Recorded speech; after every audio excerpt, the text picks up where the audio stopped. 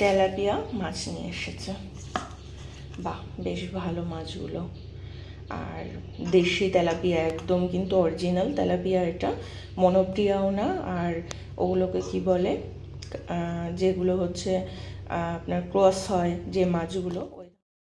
কেমন আছো তোমরা সবাই? আশা করি সবাই তোমরা ভালো আছো। আজকে কি কি বাজার হলো আর কি কি রান্না করব, চলো তোমাদের সাথে একবার শেয়ার করে নিই। বাজার নিয়ে আসলো আপনাদের সাথে, তাহলে শেয়ার করে নিই। প্রথমে তো এই যে এনেছে এখানে পটল, আর এটা মনে হয় মাছের প্যাকেট, এটা আলাদাভাবে রাখলাম, পরে দেখাচ্ছি। এটা আছে পটল, এই যে পটল নিয়ে এসেছে। আর ভিতরে দেখি এটা কি রয়েছে। এখানে আছে কাঁচকলা, এই যে কাঁচকলা নিয়ে এসেছে, দুটো তিনটে নিয়েছে এখানে কাঁচকলা, মনে হয় 500 মতো পটল নিয়েছে। আর এখানে আছে আলু আর আদা নিয়ে এসেছে।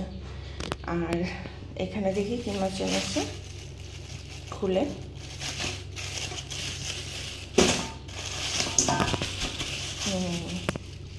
তেলাপিয়া মাছ নিয়ে এসেছে। বাহ, বেশ ভালো মাছগুলো। আর দেশি তেলাপিয়া, একদম কিন্তু অরিজিনাল তেলাপিয়া, এটা মনোপ্রিয়াও না। আর ওগুলোকে কি বলে, যেগুলো হচ্ছে আপনার ক্রস হয় যে মাছগুলো, ওই ধরনের মাছও না এগুলো। এগুলো অরিজিনাল তেলাপিয়া, কিন্তু একদম দেখুন, মাছ দেখলেই বোঝা যায়, কিন্তু খুব সুন্দর মাছগুলো। এই মাছ দিয়ে দেখি কি দিয়ে করা যায়। তো কাঁচকলা নিয়ে এসেছে, ভাবছি কাঁচকলা দিয়ে ঝোল করব, আর কি করা যায় সেটা দেখি। আমার ছেলে আবার কাঁচকলা খেতে চায় না, তো মাছের ঝোলেও হোক বা কিছুতেই হোক কাঁচকলাটা খেতে চায় না। তা এখন দেখা যাক কাঁচকলা দিয়ে করা যায় কি না, দেখি করি। অনেক দিন তো খাই না কাঁচকলা দিয়ে মাছের ঝোল, খেতে খুব সুন্দর লাগে, কিন্তু একটু জিরে বাটা টাটা দিলে খুব দারুণ লাগে। তো যাই দেখি কি করি। ওকে এবার নুন হলুদ মাখিয়ে নিলাম সব ভালো করে। এবার কিন্তু আমি এগুলো, এই যে কড়াই তেল দিয়ে দিয়েছি, তেলটা গরম হলে এর মধ্যে সব এক এক করে ভেজে নেবো। তো তেলটা একটু গরম হোক, অনেকটাই গরম হয়ে গিয়েছে। আর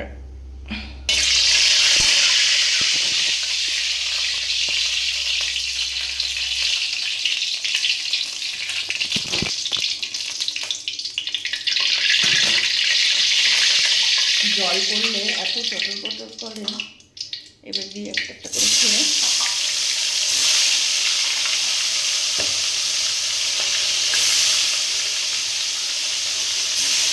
চারটে চারটে করে কিন্তু ভেজে নেবো। আর এই দেওয়ার সাথে সাথে না একবার করে উল্টিয়ে দিতে হয়, তাহলে না তেলাপিয়া মাছগুলো বেঁকে যায় না।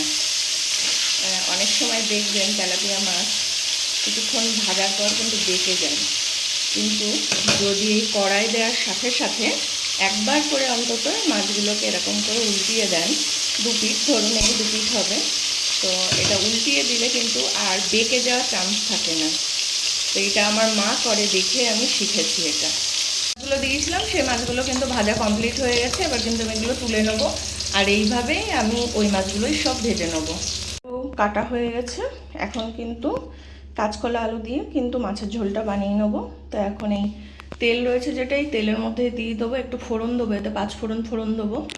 5 ফোড়ন দিয়ে দিয়েছি আমি তেলের ভিতরে। এবার কিন্তু আমি আলু আর কাঁচকলাগুলোকে আস্তে আস্তে এর ভিতর দিয়ে দিচ্ছি তেলের মধ্যে। জল আছে তো চটর পটর করছে, ওই জন্য জলের জন্য অসুবিধা হয়তো, চটপট করে হাতে লাগে কি বাবা।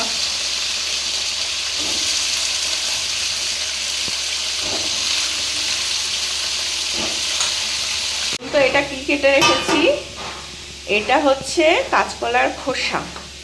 যারা এই খোসা বাটা খান তারাই একমাত্র বলতে পারবেন যে এটা কতটা সুন্দর বা কতটা ভালো লাগে খেতে, এত টেস্টি হয়। তো আজকে আমরা এই কাঁচকলার খোসা বাটা করব, আর কি করে করি আপনাদের সাথে সব কিছু শেয়ার করব। তো দেখতে থাকুন তাহলে। আমি কাঁচকলার খোসাগুলোকে একটা সসপ্যানের মধ্যে কিন্তু এটা সিদ্ধ করতে দিয়ে দিয়েছি। এটা সিদ্ধ হবে, একটু নুন একটু হলুদ দিয়ে দিয়েছি, যাতে কালারটা কালো না হয় বাটার সময়, না তাহলে কালচে কালচে লাগবে। আর নুন হলুদ দিলে না কি হয় এর ভিতরে, দেখুন একটু ঘেটে দিয়ে এটা কালারটা কালো হবে না, হলুদ দেওয়া হয়েছে যেহেতু হলদেটা ভাব থাকবে একটু। তো এটা সিদ্ধ হলে তারপর কিন্তু আমি মিক্সিতে দিয়ে পিষে নেবো এটাকে ভালো করে। কিন্তু আমি কাঁচকলা আলু ভাজতে বসিয়ে দিলাম নুন হলুদ দিয়ে, ভালো করে এটা ভেজে নেবো আগে। তারপরে মশলা দিতে হবে, কাঁচা লঙ্কা, আদা, পেঁয়াজ আর জিরে গুঁড়ো দেবো, একটুখানি লঙ্কা গুঁড়ো দেবো, দিয়ে করবো। এটা কিন্তু ভালোভাবে ভেজে নিয়েছি আমি লাল লাল করে। এর ভিতরে কিন্তু আমি এবার মশলা দিয়ে দেবো, আদা, পেঁয়াজ, কাঁচা লঙ্কা যে বাটাটা করেছি প্রথমে সেটা দিয়ে দেবো। মশলাটা আমি দিয়ে দিলাম। এবার কিন্তু আমি এর ভিতরে একটু নুন অল্প দেবো, একটু হলুদ দেবো, দিয়ে তার ভিতরে জিরে গুঁড়ো, একটু লঙ্কার গুঁড়ো দেবো। এটাকে কিন্তু আমাকে ভালো করে কষিয়ে নিতে হবে।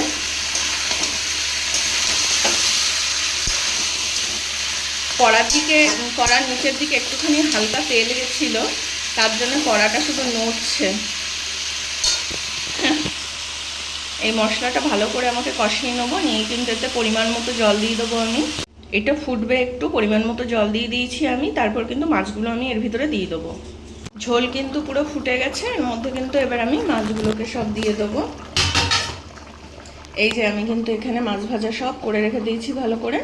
এবার এই মাছগুলোকে আমি এই ঝোলের মধ্যে কিন্তু দিয়ে দিচ্ছি। দেখুন এই যে মাছের ঝোলের মধ্যে সব মাছগুলোকে আমি দিয়ে দিলাম ভালো করে। এবার আর একটু ফুটলে এটা হয়ে যাবে, আর একটু ফোটাতে হবে, একটু ঝোলটাই করে নিতে হবে, শুকিয়ে নিতে হবে, তাহলে কিন্তু হয়ে যাবে পুরো। আমি কিন্তু সিদ্ধ করে জল ঝরিয়ে রেখে দিয়েছি। এবার কিন্তু এটা আমি মিক্সির মধ্যে দেব। একটু ঠান্ডা হোক, একটু গরম আছে তো ওই জন্য একটু ঠান্ডা করতে রেখে দিয়েছি। একটু ঠান্ডা হলে আমি মিক্সির মধ্যে দিয়ে একদম পিষে নেব। দেখুন এবার মাছের ঝোলটা পুরো হয়ে গেছে। এই যে মাছের ঝোল পুরো কমপ্লিট। এবার কিন্তু আমি এটা বন্ধ করে দেবো।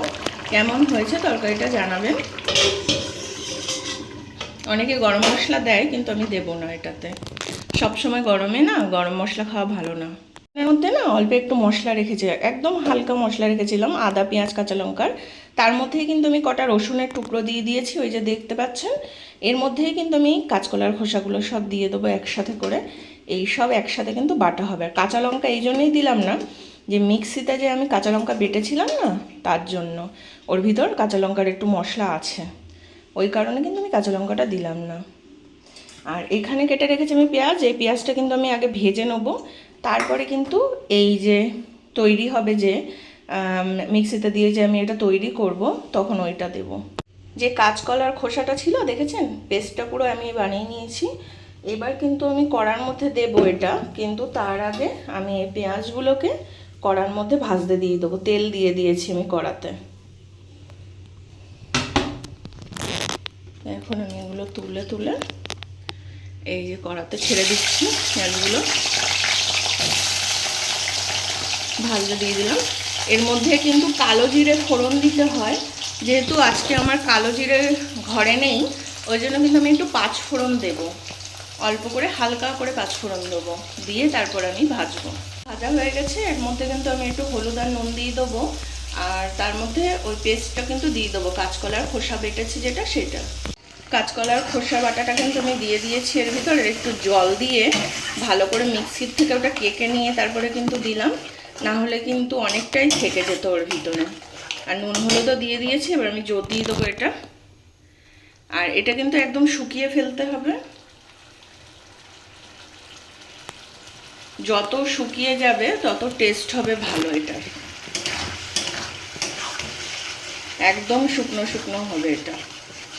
আর এই শুকিয়ে যাওয়ার টাইমটা নাড়তে হয় খুব, না হলে নিচে লেগে যাওয়ার ভয় থাকে। কিন্তু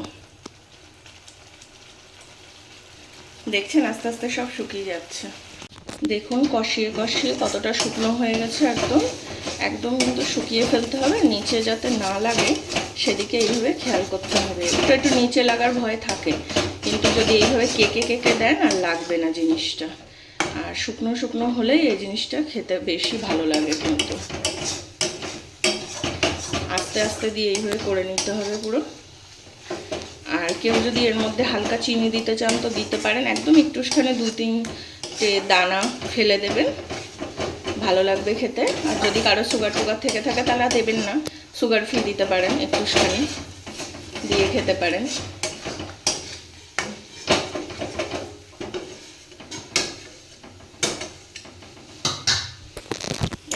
এই যে একদম রেডি হয়ে গেছে যে কাঁচকলার খোসা বাটা। কেমন হয়েছে বলবেন। লাগলো ভিডিওটা অবশ্যই জানাবেন। ভালো লাগলে লাইক শেয়ার কমেন্ট আর সাবস্ক্রাইব করে সাথে থাকবেন, পাশে থাকবেন। আরও নতুন নতুন ভিডিও নিয়ে কালকে আবার চলে আসবো। আজকে তাহলে টাটা।